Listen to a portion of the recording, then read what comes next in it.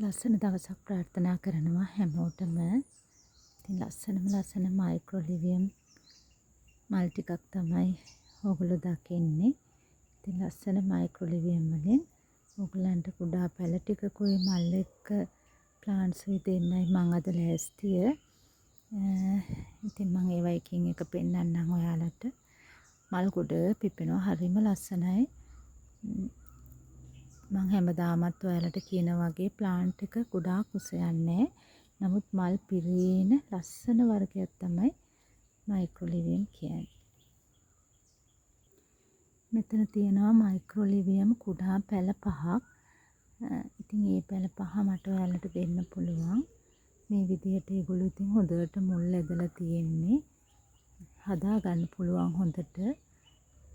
ඉතින් මව් ගහත් වැඩිය උස යන්නේ නැහැ. ඉතින් මේ පැලත් හුඟක් උස පැල නෙවෙයි තියෙන්නේ.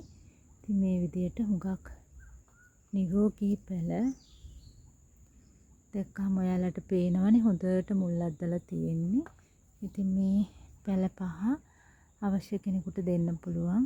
ඉතින් අවශ්‍ය කෙනෙක් කතා කරන්න.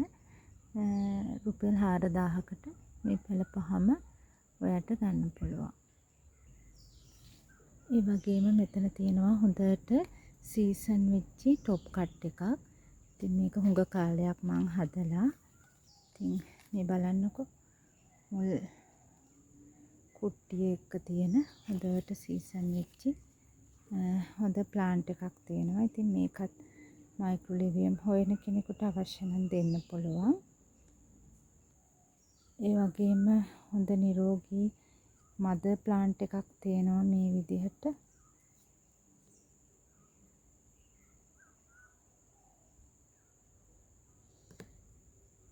ඉතින් ඔයාලට පේනවා ඇති ඒකේ වටෙන්ම පොඩි පැලක් දෙනවා මේ විදිහට. මගේ කලින් ගස්වල නම් එහෙම කඳ පැල වටෙන් ඒ කියන්නේ ගහ කට් කරන්නේ නැතුව එච්චර පැල ඇවිල්ලා නැහැ. නමුත් මේකේ එහෙම තියෙනවා.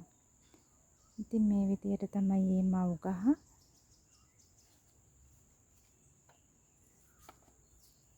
ඉතින් ওই විදිහට මයික්‍රොලිවියම් ටිකක් ඔයා හෙව්වනම් අවශ්‍ය කෙනෙක් ඉන්නවනම් කතා කරන්න. මේ බලන්නකෝ මගේ පොඩි සීඩ් ප්ලාන්ට්ස්. ඉතින් මම ගොඩක් එහෙම සීඩ්ස් කලින් හදලා නැහැ. ඒ වුණාට ඉතින් ඔය මෝරපු ගස්වල මල් වල තිබුණු විදිහට සීඩ්ස් එකතු කරලා මේ වගේ චූටි පෝච්චි වල ඉතින් මම ලොකු දෙයක් කළේ නැහැ.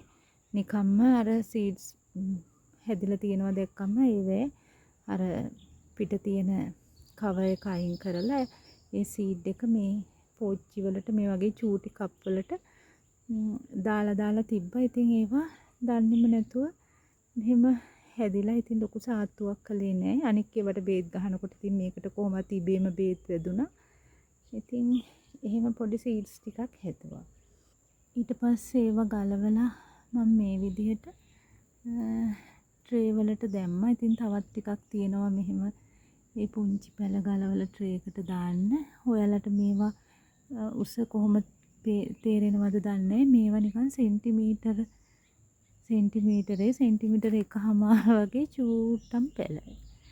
ඉතින් මේවා තමයි අඩිය එකහමාරට ලොකු වෙලා සීඩ් පැල විදිහට ඉතින් ඕගොල්ලන්ගේ අතට එන්නේ. ඉතින් බලමුකෝ අපි ටිකක් හදලා නේද. ඉතින් මේ තියෙන්නේ අලුත් යාළුවෝ. ඉතින් හොඳ ලස්සනට ඉන්නවා. ඉතින් අපි බලමු ඉස්සරහට පැල ටිකක් ඒවෙන් බෝ කරගන්න. ඉතින් ওই විදිහට තමයි අද මල් ටික. ඉතින් මේ සතියේ මම කුරිය දාන්නේ ආයි ඊයේ දැම්මා තිබුණු පාර්සල් ටික. ඉතින් මේ සතියේ මැද නිවාඩු දෙකක් වෙන නිසා මම ආය කුරිය දාන්නේ මේ සතියේ ලබන සඳුදා තමයි කුරිය දාන්නේ. ඉතින් කාට හරි අවශ්‍ය මල් තියෙනවා නම් කතා කරලා වෙන් කරගන්න. එතකොට මට සඳුදාට කුරිය දාන්න පුළුවන්. ඉතින් ඕගොල්ලෝ හැමෝම සතුටින් ඉන්න. මං ගිහිල්ලා එන්නම්.